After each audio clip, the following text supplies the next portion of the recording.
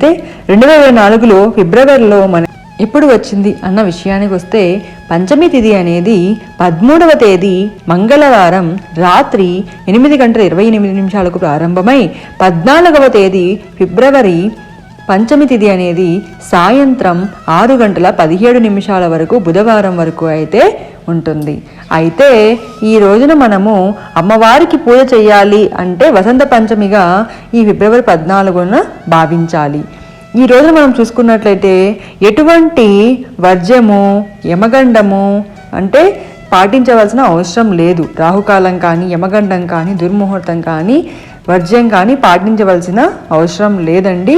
అయితే అమ్మవారికి పూజ ఎప్పుడు చేయాలి అన్న విషయానికి వస్తే అమ్మవారికి పూజ మామూలు సాధారణ పూజ ప్రతి ఒక్కరూ చేయాలండి. పెద్దవారు చిన్నవారు మనలో జ్ఞానం పెరగడానికి, బుద్ధి మందగించకుండా బాగా ఉండడానికి, జ్ఞాపక శక్తి పెరగడానికి ప్రతి ఒక్కరూ కూడా